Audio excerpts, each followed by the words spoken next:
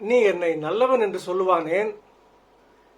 தேவன் ஒருவர் தவிர நல்லவன் வேறொருவனும் இல்லையே. மார்க்கு 10 அதிகாரம் 17-18 வசனங்கள். Why do you call me good? There is no one good except God alone.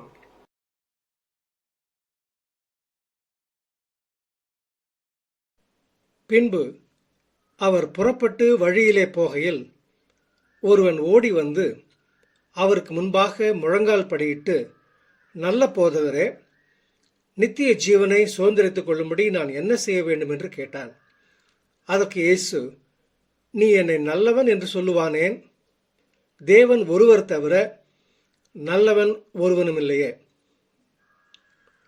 As he was setting out on a journey, a man ran up to him and knelt before him and asked him, Good teacher, what shall I do to inherit the eternal life? And Jesus said to him, Why do you call me good? No one is good except God alone. ஆண்டவராகிய இயேசு கிறிஸ்து ஏன் இந்த வாலிபனுக்கு இவ்விதமான பதிலை கொடுத்தார்? நீ என்னை நல்லவன் என்று சொல்லுவானேன்? தேவன் ஒருவர் தவிர நல்லவன் ஒருவனும் இல்லையே. இந்த வசனத்தை நாம் எவ்விதமாக புரிந்து கொள்வது?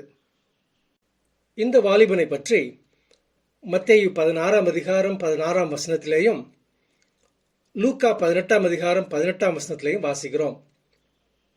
அவனுக்கு போதகருக்கும் கடவுளுக்கும் உள்ள வித்தியாசம் தெரியவில்லை.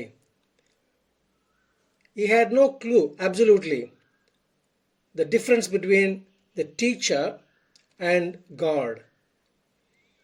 ஆண்டவராகிய இயேசு கிறிஸ்துவை கடவுளாக அறிந்து கொள்ள, தெரிந்து கொள்ள அவனால் முடியவில்லை. He failed to recognize the Lord Jesus Christ. சீஷருக்கு கூட இதே சந்தேகம் இருந்தது. யோவான் 14 அதிகாரம் 6-10 வசனங்கள். அதற்கு இயேசு, நானே வழியும் சத்தியமும் ஜீவனுமாயிருக்கிறேன். என்னாலே அல்லாமல் ஒருவனும் பிதாவினிடத்தில் வரான். என்னை அறிந்தீர்களானால் என் பிதாவையும் அறிந்திருப்பீர்கள். இது முதல் நீங்கள் அவரை அறிந்தும் அவரை கண்டும் இருக்கிறீர்கள் என்றார். பிலிப்பு அவரை நோக்கி, ஆண்டவரே, பிதாவை எங்களுக்கு காண்பியும், அது எங்களுக்கு போதும் என்றான். அதற்கு இயேசு, பிலிப்புவே, இவ்வளவு காலம் நான் உங்களுடனே கூட இருந்தும் நீ என்னை அறியவில்லையா? என்னை கண்டவன் பிதாவை கண்டான்.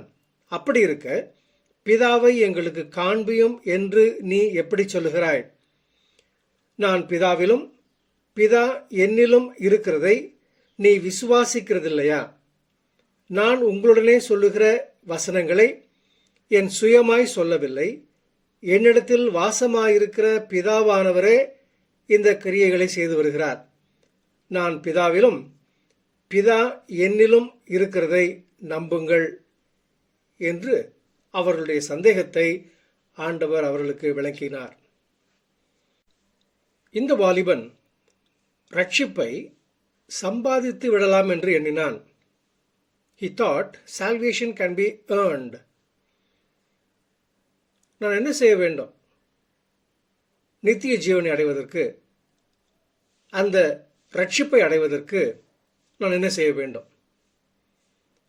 பரலோகத்திற்கு செல்வதற்கு வழி என்ன என்று தெரிந்து கொள்வதே அவனுடைய நோக்கமாயிருந்தது.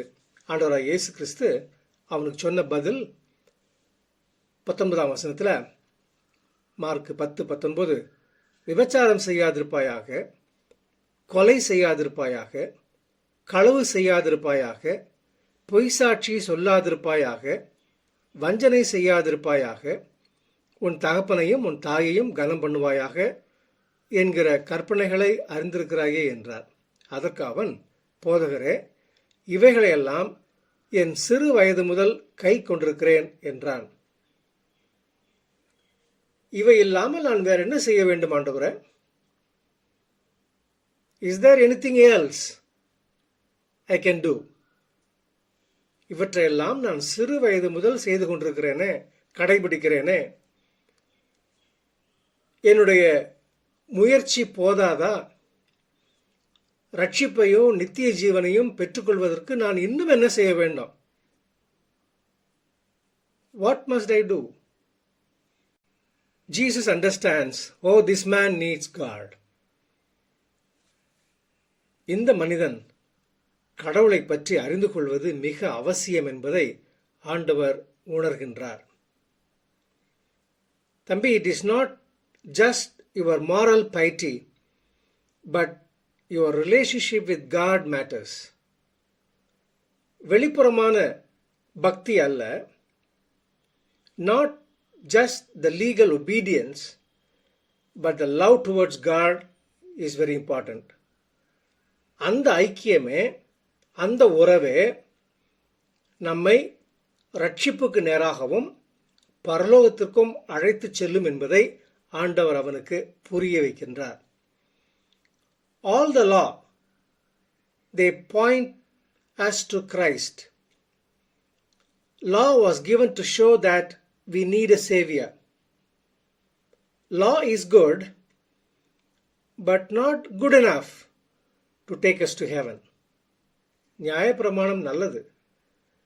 நியாயப்பிரமாணத்தை நிறைவேற்றவே வந்தேன் என்று ஆண்டவர் கூறுகிறார். ஆனாலும் நியாயப்பிரமாணம் மாத்திரமே நம்மை பரலோகத்திற்கு கொண்டு சேர்க்காது என்பதை அந்த வாலிபனுக்கு ஆண்டவர் உணர்த்துகின்றார். இந்த பகுதியில் மிக அழகான வசனம் 21ஆம் வசனம். இயேசு அவனை பார்த்து அவனிடத்தில் அன்பு கூர்ந்து, Jesus looked at him and loved him. ஆண்டவர் அவனை உற்று நோக்கினாராம். அவனுடைய இருதயத்தை ஆராய்ந்து பார்க்கிறார். அவனுடைய அடிப்படை தேவை என்ன என்பதை ஆண்டவர் புரிந்து கொள்ளுகிறார். அவனுடைய தேவை என்ன என்பதை புரிந்து கொண்ட ஆண்டவர் அதை அவனால் செய்யக்கூடாமல் இருப்பதையும் புரிந்து கொள்ளுகிறார். ஆண்டவர் அவனை பார்த்து அவனிடத்தில் அன்பு கூர்ந்து அவனுடைய போராட்டங்களை ஆண்டவர் உணர்ந்தவராக, உன்னிடத்திலே ஒரு குறை உண்டு, நீ போய் உனக்கு உண்டானவைகளையெல்லாம் விற்று தரித்திரருக்கு கொடு, அப்பொழுது பரலோகத்திலே உனக்கு பொக்கிஷம் உண்டாயிருக்கும், பின்பு சிலுவை எடுத்துக்கொண்டு என்னை பின்பற்றி வா என்றார். ஆண்டவர் அவனை எடை போட்டு பார்க்கிறார். Jesus was not his life. Jesus was not his priority, but money was. அவன் பணத்தை அதிகமாக நேசிக்கிறவனாய் இருக்கிறான். He loves being rich. பணக்காரனாகவே இருப்பதை அவன் விரும்புகின்றான். He trusts money more than anything else. அவனுடைய மனதில் இருக்கிற காரியம் எல்லாம் வசதி இருந்தால், பொருள் இருந்தால், நம்முடைய எல்லா பிரச்சனைகளையும் நாம் தீர்த்து விடலாம் என்ற எண்ணத்தோடு வாழ்கின்ற வாலிபனாக இருக்கிறான் என்பதை ஆண்டவர் உற்று கவனிக்கின்றார். ஆண்டவராய் இயேசு கிறிஸ்து அந்த வாலிபனுக்கு மாத்திரமல்ல, நமக்கும் அதே போதனையை தருகின்றார். Money does not last. Money will not solve our problems.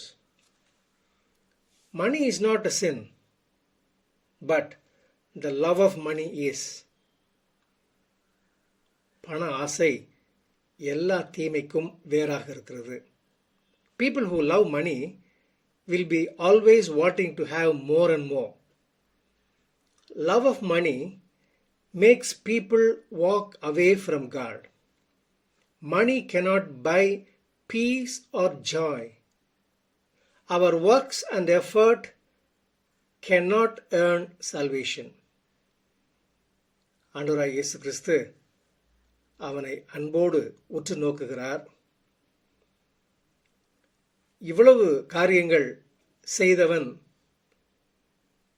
இவ்வளவு காரியங்கள் புரிந்தவன், இவ்வளவு ஆர்வமுள்ளவன் எப்படி ஆகிலும் கடவுளிடத்தில் வந்து சேர வேண்டும் என்று விரும்புகின்றார்.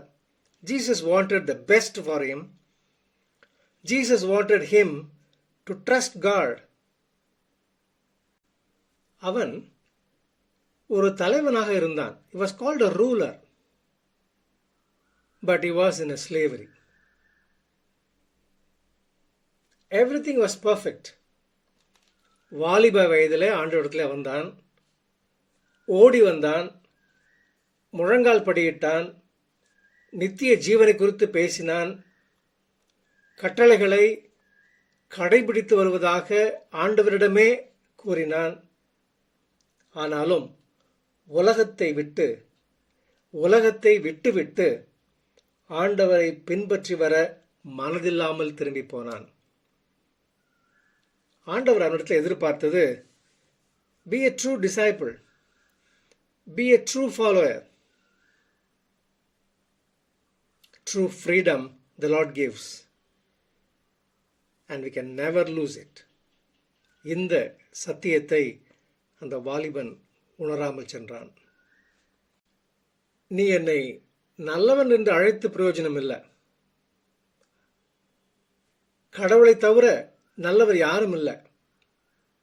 ஆனால் நான் மேசியா என்பதையும் நான் கடவுள் என்பதையும் நீ புரிந்து கொள்ள ஏற்றுக்கொள்ள மறுக்கிறாய். If he is good, he must be God. அவரை பின்பற்றி வர ஆயத்தமாயிருக்கிறாயா? 18ஆம் வசனம். அதற்கு இயேசு, நீ என்னை நல்லவன் என்று சொல்லுவானேன்? தேவன் ஒருவர் தவிர நல்லவன் ஒருவருமில்லையே என்றார்.